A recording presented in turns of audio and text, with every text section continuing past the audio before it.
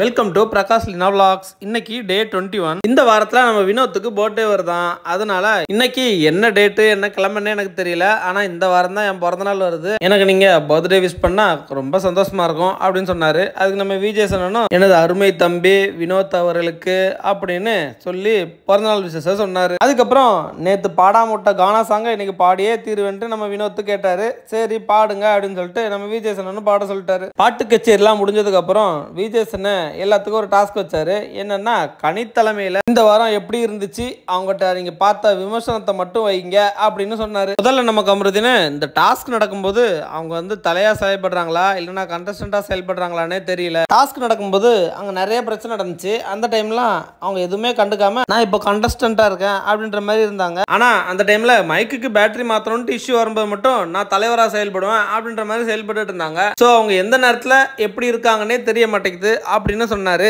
அதுக்கு நம்ம விஜய் சொன்னா நீங்க என்ன சொல்றீங்கன்னே ஒன்றும் புரியலையா அப்படின்னு சொல்லி கேட்கும். பாரு உங்களுக்கு ஏதாவது புரிஞ்சுதா அப்படின்னு அவங்ககிட்ட கேட்டாங்க. அதுக்கு பாரு சார் எனக்கும் புரியல சார் அப்படின்னு சொன்னாங்க. உடனே நான் வந்து தனியா இருக்கும்போது அப்புறம் கேட்டு தெரிஞ்சுக்கிறேன் அப்படின்னு பாரு சொன்னாங்க. இல்ல இப்பவே ஃபேஸ் டு ஃபேஸ் அவங்ககிட்ட சொல்லுங்க, நாங்க நீங்க என்ன பேசுறீங்கன்னு பார்த்து புரிஞ்சுக்கிறோம் அப்படின்னு சொன்னாரு. இதே விஷயத்தை தான் பார்வதியை பார்த்து சொல்லிட்டு இருந்தாரு. அதுக்கப்புறம் பார்வதி அதே விஷயத்த விஜய் எக்ஸ்பிளைன் பண்ணிட்டு இருக்கும்போது தலைவன் வெக்கப்பட்டுட்டே இருந்தான். அதை பார்த்து நம்ம விஜய் இல்ல வெக்கமே இல்லாம வேலையை பார்த்து போட்டு இப்ப வண்டி வண்டியா வந்து வெக்க மட்டும் படுறாரு அப்படின்னு கலாய்ச்சி விட்டாரு. கன்ஃபார்ம் அண்ணா அன்சினை பார்த்திருக்காரு. அதுக்கப்புறம் வியானா கனி அக்கா எஃப்ஜேக்கு ஃபேவரிசம் பண்றாங்க. என்ன எஃப்ஜேக்கு எனக்கும் ஒரு இஷ்யூ நடந்துச்சு. அப்போ வந்து நான் எஃப்ஜே என்ன பார்த்து சாப்பிட்டு தூங்கிட்டு தான் இருக்கீங்க அப்படின்னு சொன்னாங்க. அதுக்கு நான் வந்து ஃபேஸை தான் லைட்டா மாத்தினேன். உடனே நீங்க எப்படி எஃப்ஜே பார்த்து அந்த மாதிரி ஃபேஸ் ரியாக்ஷன் கொடுக்கலாம் அப்படின்னு சொல்லிட்டு அவருக்கு ஃபேவரா தான் பேசிட்டு இருந்தாங்க.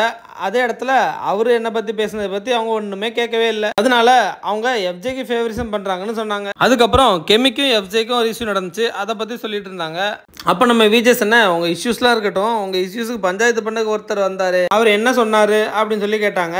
அதுக்கு நம்ம கெமி அதுக்கு சபரி அவர் உங்ககிட்ட டீலக்ஸ் ஹவுஸ் மேட்டா சண்டை போட்டாரா இல்லைன்னா ஃப்ரெண்டா சண்டை போட்டாரா அப்படின்னு சொல்லி கேட்டாங்க. உடனே விஜய் சொன்ன அது அவங்க ப்ராப்ளம், அவங்க பார்த்துப்பாங்க, நீங்க இடையில போறீங்க. கெமி உங்ககிட்ட நான் ஒரு விஷயம் சொல்றேன், உங்களுக்கு ஏதாவது பிரச்சனை நீங்களே பேசுங்க, உங்களுக்கு ஃப்ரெண்டுன்னு சொல்லிட்டு மத்த யாருக்கும் அந்த ஸ்பேஸ் கொடுக்காதீங்க அப்படின்னு சொல்லிட்டு இருந்தாரு. அதுக்கப்புறம் வியானா சுபிக்ஷா பிரவீன் இவங்க 3 பேரையும் சேவ் பண்ணிட்டாங்க. கொஞ்ச நேரம் கழிச்சு மறுபடியும் ஒரு டாஸ்க் வச்சாரு.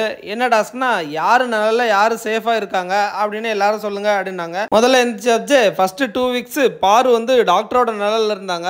இப்போ வந்து அவங்க கமருதனோட நிழல்ல இருக்காங்க அப்படின்னு சொன்னாரு. அதுக்கப்புறம் கெமி காக்கா ஸ்ட்ராட்டஜின்னு ஒரு புதுசா ஒரு ஸ்ட்ராட்டஜி சொன்னாங்க. அதாவது காக்கா இந்த வால்நட் எல்லாம் எடுத்துட்டு கொத்தி பார்க்குமா, அதை வந்து உடைக்க முடியலன்னு சொல்லிட்டு ரோட்ல போட்டு போயிருமா. அப்ப வந்து ஏதோ ஒரு கார் ஏத்தி அது உடையும் போது அதுக்கப்புறம் அதுல இருக்க வால்நட் எடுத்து சாப்பிட்டுருமா. அதே மாதிரி தான் நம்ம பாருவும் அவங்களுக்கு ஏதாவது டைரக்டா பண்ணாம கமருதனை ஏத்தி விட்டு அவர் மூலமா அதை வந்து பண்ணிப்பாங்க. அதுக்கப்புறம் ரம்யா அதாவது துஷார் நலல்ல அரோரா இருக்காங்க அப்படின்னு சொன்னாங்க. இது துஷார் நலல்ல அரோராவா அப்படின்னு சொல்லி நம்ம விஜய் சிரிச்சாரு. கனியக்காவோட நலல்ல எஃப்ஜே கெமி ஆதிரை விக்ரம் இவங்க எல்லாம் இருக்காங்க.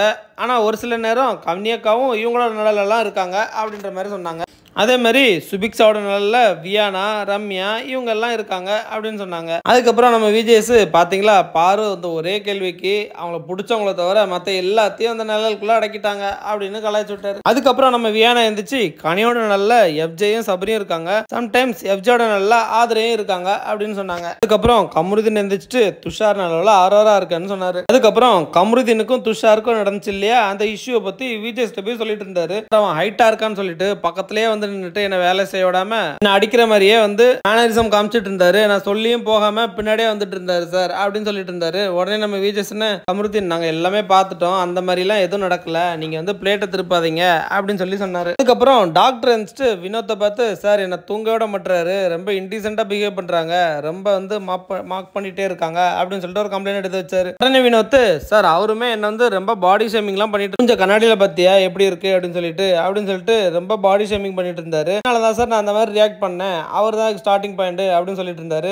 விக்ரம் சார் 2 பேருமே அந்த ஸ்கூல் பசங்க மாதிரி உட்காந்து சண்டை போட்டுட்டு இருக்காங்க சார், இதுல யாரு பெஸ்ட் யாரு எது சொன்னாங்கன்னு சொல்ல முடியாது, மாத்தி பேசிக்கிட்டு தான் இருந்தாங்க அப்படின்னு சொன்னாரு. அதுக்கு விஜய் சொன்ன நீங்க 2 பேரும் பேசுனதெல்லாம் நாங்க பார்த்துட்டு தான் இருந்தோம், 2 பேரும் வந்து சின்ன பசங்க மாதிரி சண்டை போட்டுட்டு இருக்கீங்க. திவாகர் நீங்களும் தான் எல்லாத்துக்கும் வாய விட்டுருக்கீங்க, அதிகமா 2 பேருமே மாத்தி பேசிருக்கீங்க. நீங்க 2 பேரும் ஃப்ரெண்ட்ஷிப்பா இருக்கும்போது இந்த மாதிரி விளையாட்டுக்கு சண்டை போடுறதெல்லாம் ஓகே, ஆனா அது ஒருத்தருக்கு ஹர்ட் ஆகி வந்து இன்னொருத்தங்க கம்ப்ளைண்டா எடுத்து வைக்கும் போது நாங்க வந்து இதை ஏத்துக்க மாட்டோம் அப்படின்னு சொல்லி சொன்னாரு. உடனே ஆதிரை, சார் கமருதீன் கேமரா கிட்ட போயிட்டு பொண்ணுங்களுக்கு டாக்டரால சேஃப்டி இல்ல அப்படின்ற மாதிரி சொல்லிட்டு இருந்தாரு. உடனே கமருதீன், சார் அவர் இன்னொரு கேமரால என்ன பார்த்து சொல்லிட்டு இருந்தாரு என்னால பொண்ணுங்களுக்கு சேஃப்டி இல்லைன்னு சொல்லிட்டு, அதனாலதான் நான் இப்படி சொன்னேன் அப்படின்னு சொன்னாங்க. உடனே நம்ம சுபிக்ஷா, சார் நான் அந்த வழியா போகும்போது இவர் சொல்லிட்டு இருந்தாரு, அதுக்கு தான் நான் சொன்னேன், நாங்கள் யாருமே அந்த மாதிரி ஃபீல் பண்ணவே இல்லை, நீங்களே எப்படி சொல்கிறீங்க அப்படின்னு சொல்லிட்டு போனேன். உடனே கமருதீன், சார் அவரை பார்த்தலாம் எங்களுக்கு பயம் இல்லை, ஆனால் உங்களை பார்த்தா எங்களுக்கு சேஃபாக ஃபீல் ஆகலை அப்படின்ற மாதிரி சுபிக் சொன்னாங்க அப்படின்ட்டு சொன்னாங்க. சுபிக்ஷா, சார் நான் அப்படி சொல்லவே இல்லை சார், நான் போகும்போது சொன்னது மட்டும்தான் உண்மை, திருப்பி ரிட்டர்ன் வரும்போது நான் அந்த மாதிரி எதுவுமே பேசவே இல்லை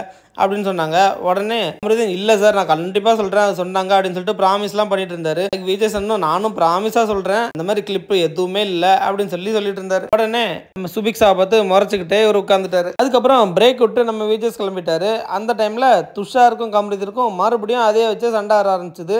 பிரேக் முடிச்சு வந்ததும் இவங்கெல்லாம் வந்து திருத்தவே முடியாது, வெளில போய் அவங்களே பார்த்துக்கிட்டோம் அப்படின்னு சொல்லிட்டு அதுக்கப்புறம் இந்த வாரத்துக்கான எவிக்ஷன் ப்ராசஸ் வந்துச்சு. அதில் நம்ம ஆதிரை எவிக்ட் ஆயிட்டாங்க. அதுக்கப்புறம் ஆதிரைக்கு பயண வீடியோ எல்லாம் போட்டு காமிச்சிட்டு பை பை சொல்லும்போது, சார் அந்த வீட்டில் டிசர்வ்டே இல்லாத ஆள்லாம் உள்ள உட்காந்துட்டு இருக்காங்க, ஆனால் நான்லாம் இப்போ வெளியே வர மாதிரி ஆயிப்போச்சு, மக்களுக்கு இன்னும் புரியவே இல்லை அப்படின்ட்டு மக்கள் மேலேயே திருப்பி விட்டு கிளம்பிட்டாங்க. விஜய் கிளம்பிட்டாரு.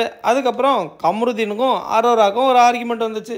கமருதீன் வந்து அவனுக்கு எப்படி சப்போர்ட் பண்ணலாம் அப்படின்னு சொல்லிட்டு அரோராட்ட கேட்டாரு. அதுக்கு அரோரா, நான் உன்ட ஃப்ரெண்டா இருக்கனால துஷார் சப்போர்ட் பண்ணக்கூடாதா என்ன, கரெக்டா இருக்கும்போது அந்த விஷயத்துக்கு நான் சப்போர்ட் பண்ண தானே செய்யணும் அப்படின்னு சொல்லி ஆர்குமெண்ட் போயிட்டு இருந்துச்சு. உடனே அங்க தூரத்துல இருந்து வந்த துஷார் அப்படியே அரோராவை தள்ளிக்கிட்டே கொண்டு போயிட்டாரு. இதை பார்த்து டென்ஷனான கமருதீன் புலம்பிக்கிட்டே வந்து உட்கார்ந்தாரு. பிக் பாஸ்ல நாமினேஷன் பத்தி ஓப்பனா பேசக்கூடாது அப்படின்னு சொல்லிட்டு ரூலே இருக்கு. அதை மதிக்காம நம்ம டாக்டரும் கதையும் யாரை நாமினேட் பண்ணலாம் அப்படின்னு சொல்லி பிளான் பண்ணிட்டு இருந்தாங்க. இதுல டாக்டர், நான் வினோத்தை நாமினேட் பண்ண போறேன், அதனால நீனும் அதே மாதிரி பண்ணிடு அப்படின்னு சொல்லிட்டு கலையே சொல்லிட்டு இருந்தாரு. இன்னைக்கு எபிசோட்ல இவ்வளவுதான் நடந்துச்சு. நாளைக்கு என்ன நடக்குதுன்னு நாளைக்கு எபிசோட்ல பார்ப்போம். Bye by.